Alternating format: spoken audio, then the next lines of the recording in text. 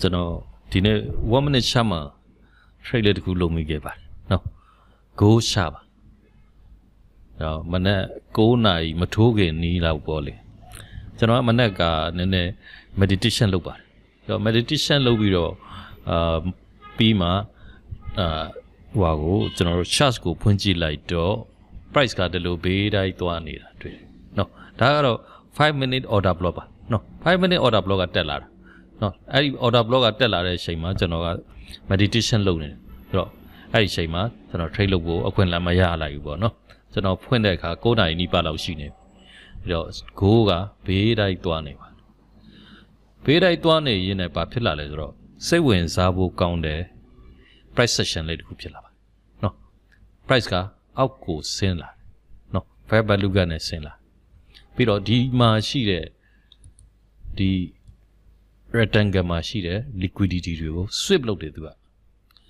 liquidity ကို swap လုပ်ပြီးတော့ထွက်လာတဲ့အခါဒီမှာ fair value ကတစ်ခုဖြစ်ပါတယ်ပြီးတော့ကျွန်တော်တို့ဒါ balance pricing လို့လည်းခေါ်ရအောင်နော် fair value gets in fair value get out ဆိုတော့ကျွန်တော် trade ကိုရဲရဲတင်းတင်းပဲဝင်လိုက်ပါတယ်နော် risk ကတော့ကျွန်တော်တို့15 point လောက်ရှိတာပေါ့နော်ပြီးတော့ဒီကတက်လာတဲ့အခါဒါ resistance ပါနော် resistance ဟိုအဝေးကြီးက swing တစ်ခုရဲ့ resistance ပေါ့လေနော်ကျွန်တော်တို့ price profit taking တွေဒီမှာဖြစ်နိုင်တယ်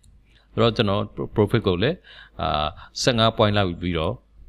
trade ကိုprofit နဲ့အဆုံးသတ်လိုက်တာပေါ့လေနော်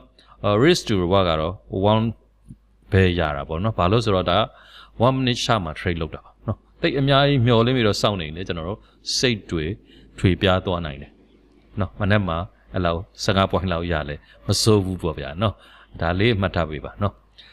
accumulation manipulation distribution ဆိုတဲ့ pattern ပေါ့နော်ဒါက liquidity swap လုပ်တာဒီနည်းအားဖြင့်ဆိုတော့ကျွန်တော်တို့ Judas swing လို့လည်းခေါ်တယ်